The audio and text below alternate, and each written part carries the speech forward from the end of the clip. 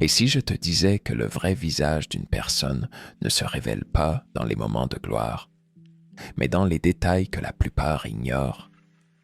Pas besoin de dons particuliers, pas besoin de deviner, juste ouvrir grand les yeux là où tout le monde détourne les siens.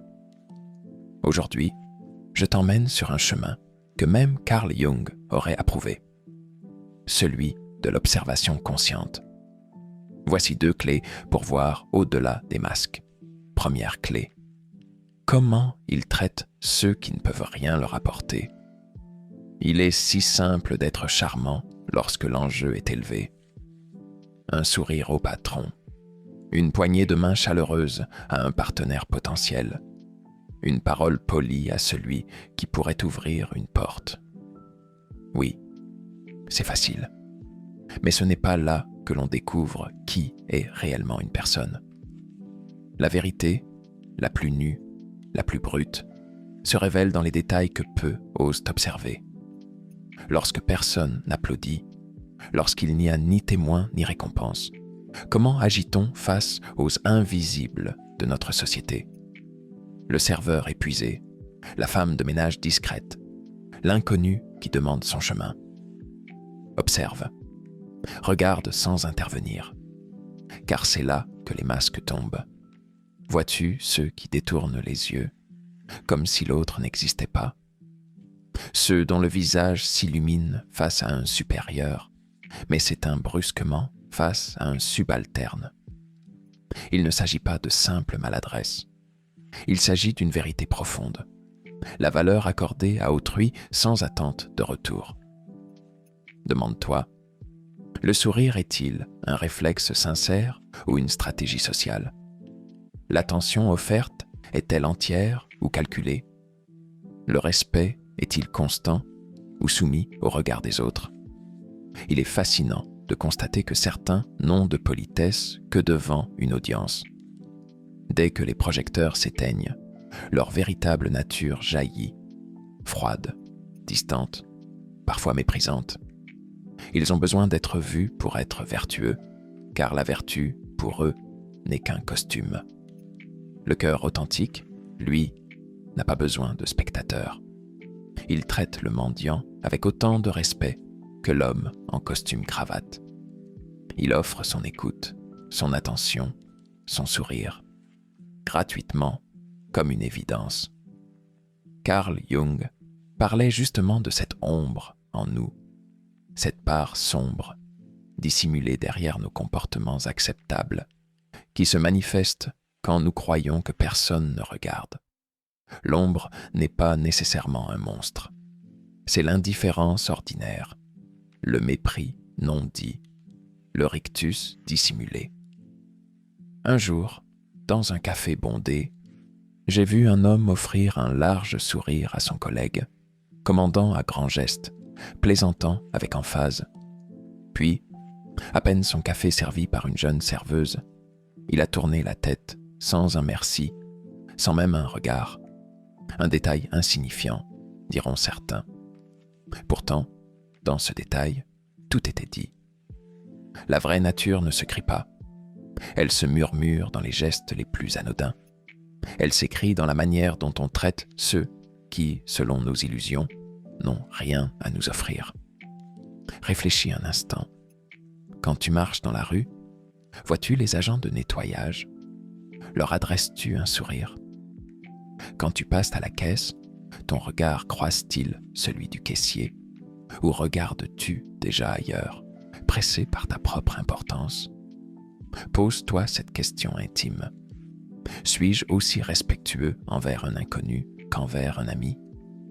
S'il y a une hésitation, même légère, alors il existe un espace en toi où ton ombre pourrait grandir. L'observation est une école silencieuse. Elle n'exige pas de juger, mais d'apprendre. Chaque interaction est une fenêtre sur l'âme. La tienne d'abord, celle des autres, ensuite. Et parfois, dans le simple échange d'un regard sincère avec un inconnu, on touche du doigt ce qu'est véritablement la noblesse intérieure. Une bonté qui n'attend rien, qui ne sélectionne pas, qui existe simplement, parce que l'autre existe. Deuxième clé, leur comportement lorsqu'ils détiennent du pouvoir, le pouvoir. Ce mot seul évoque grandeur, influence, ascension. Mais derrière ces promesses étincelantes, il cache une force bien plus dangereuse, la révélation. Le pouvoir ne façonne pas l'homme. Il ne le rend ni meilleur, ni pire. Il arrache le voile. Lorsque quelqu'un gravit les échelons, obtient la reconnaissance, l'argent, l'autorité, ce n'est pas une transformation qui s'opère. C'est un déshabillage brutal. Le vernis craque. Les sourires forcés s'effritent. La patience fabriquée s'effondre. Là où la peur du jugement bridait ses impulsions, là où la nécessité d'être aimé camouflait son égoïsme, le pouvoir fait tomber les chaînes. Et soudain, on découvre l'architecture intérieure véritable. Deux chemins alors s'ouvrent. Certains, grandis par l'élévation, étendent la main pour tirer les autres avec eux. D'autres, grisés par la hauteur, se penchent pour mépriser, pour écraser. Regarde bien autour de toi. Peut-être connais-tu ce collègue autrefois chaleureux, complice, solidaire, jusqu'au jour où une promotion a changé sa posture. Son regard est devenu distant, ses silences lourds, son écoute inexistante. Et ses décisions, dictées non plus par la collaboration, mais par la domination. Ce n'est pas qu'il a changé, non, c'est simplement que désormais, il n'a plus besoin de son masque. Carl Jung, encore lui, résumait cette dynamique en quelques mots tranchants. Ce n'est pas dans la lutte qu'on découvre l'homme, mais dans la liberté. La véritable épreuve d'une âme n'est pas sa capacité à survivre à la difficulté. C'est sa capacité à rester juste quand elle pourrait tout se permettre. Quand il n'y a plus de contraintes, quand personne ne peut plus punir ou réprimander. Qui devient-il? Un guide? Un tyran? Le pouvoir agit comme une chambre d'écho. Il amplifie ce qui existe déjà à l'intérieur. Un cœur pur rayonnera davantage. Un cœur corrompu dévoilera son avidité sans filtre. Imagine la scène. Un artiste, adulé par des foules, devient brutal envers ses assistants, capricieux envers ses fans. Un politicien, élu pour ses promesses de justice, trahit ses idéaux dès qu'il goûte aux privilèges. Un ami, si proche quand vous étiez à égalité, vous ignore désormais avec une indifférence glacée. Chaque geste, chaque silence, chaque regard devient un miroir implacable. Le pouvoir est une épreuve silencieuse, sans tambour ni trompette. Elle n'annonce pas son arrivée. Elle s'insinue doucement, révèle, dissèque, expose. Et ce dévoilement est sans appel. Il ne s'agit pas de juger durement ceux qui chutent, mais de comprendre ce que Jung voulait enseigner. La liberté totale est la plus grande des révélations. Libre de ses actes, l'âme s'exprime enfin sans phare. Alors pose-toi cette question essentielle. Comment agis-tu quand personne ne peut te dire non?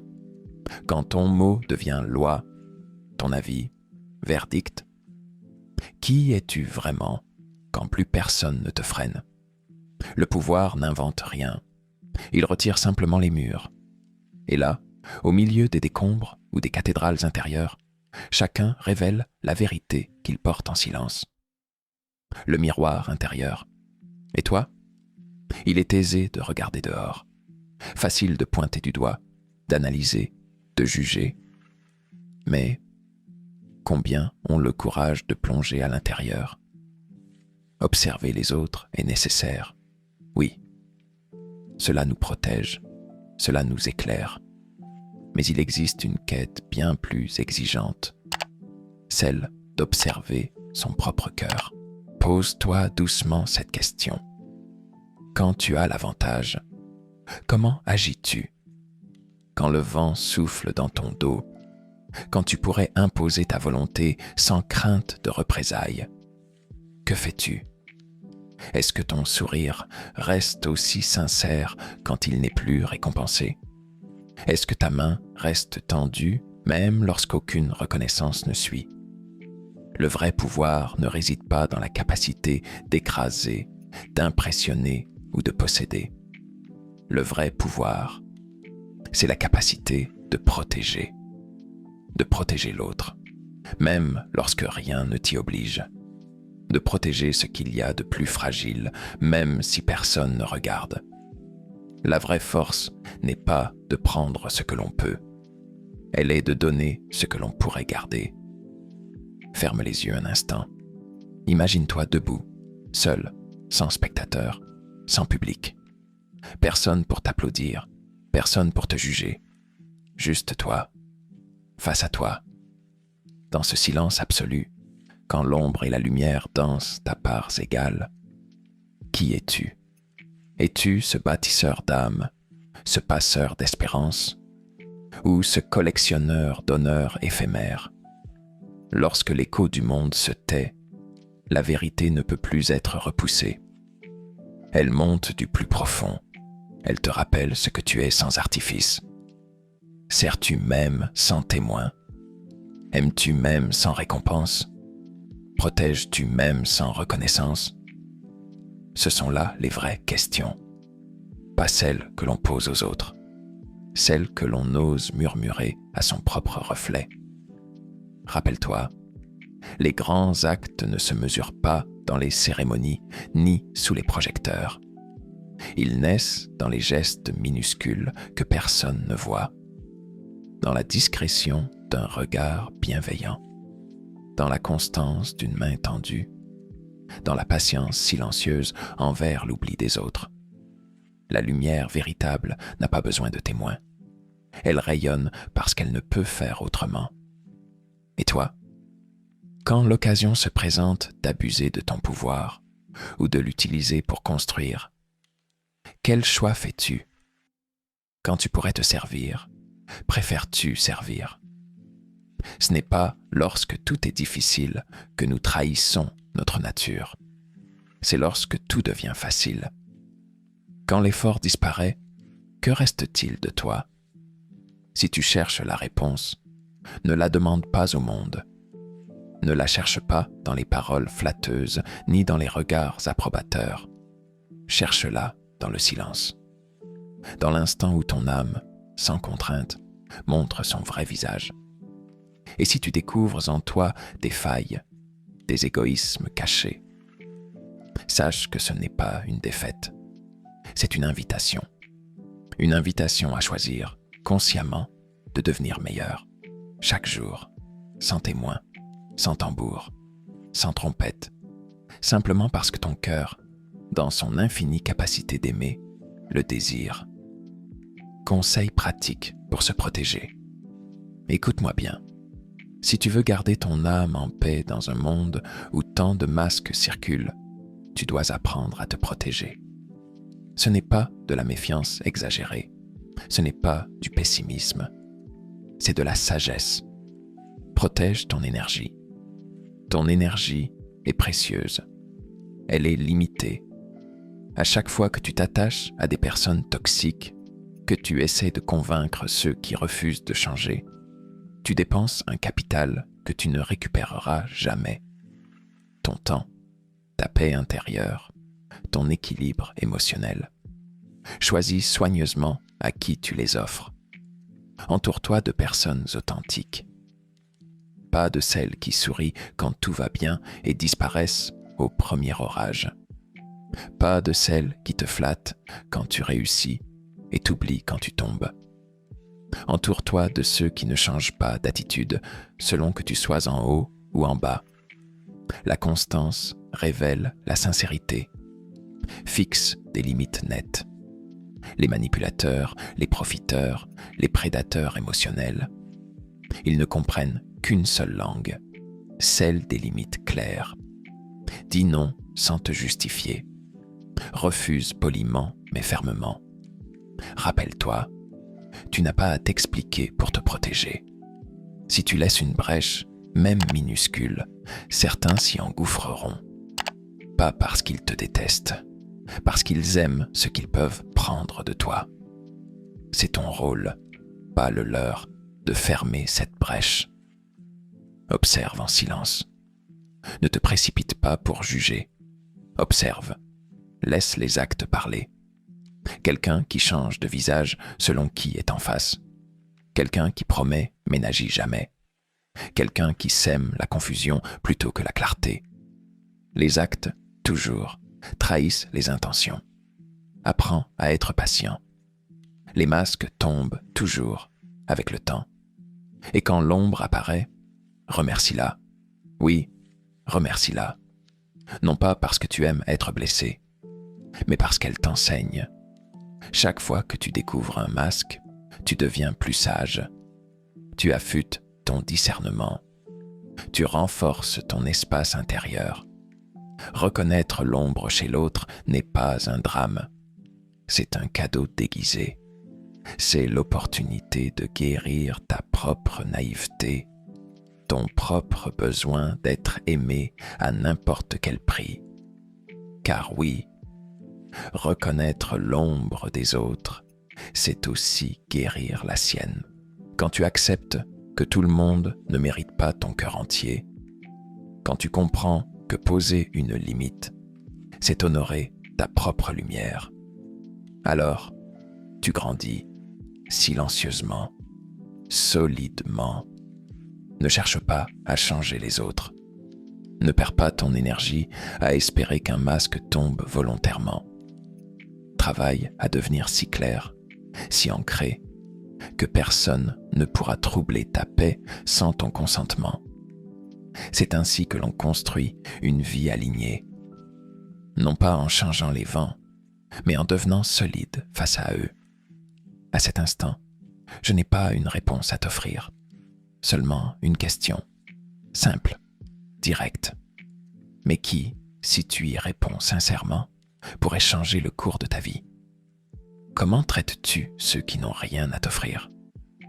Pas ceux qui te flattent, pas ceux qui te promettent un futur doré, non, ceux qui, dans leur silence, dans leur humilité, n'attendent rien et n'ont rien à te donner en retour.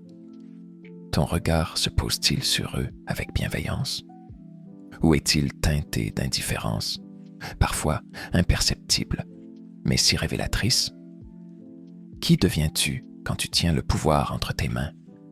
Quand plus rien ne t'oblige à plaire, à séduire, à convenir? Quand la liberté d'agir sans conséquence t'est offerte, telle une couronne invisible? Quel souverain es-tu dans ton royaume intérieur? Un bâtisseur de ponts ou un éleveur de murs? Le chemin vers la sagesse n'est pas pavé de grandes théories ni de discours flamboyants. Il commence humblement, dans l'ombre discrète d'un regard honnête tourné vers soi-même. Pas celui que l'on montre au monde, pas celui que l'on voudrait être, celui que l'on est, number entier, fragile. Si ces mots résonnent en toi, même faiblement, même douloureusement, alors sache que quelque chose en toi est prêt à voir, prêt à grandir, prêt à transcender. Si ce message t'a touché, si, au creux de ton silence, une petite voix s'est levée pour dire « C'est vrai », alors partage-le. Offre-le à une âme qui cherche encore à comprendre. À un ami, à un frère, à une sœur de cœur. Quelqu'un qui a besoin d'une lumière, petite mais authentique, sur son propre chemin. Ne sous-estime jamais le pouvoir d'une graine plantée dans le secret. Parfois, il suffit d'un mot pour changer une destinée. Souviens-toi toujours, le vrai changement n'attend pas l'approbation des autres. Le vrai changement ne dépend pas des circonstances extérieures. Il commence inlassablement, courageusement, à l'intérieur.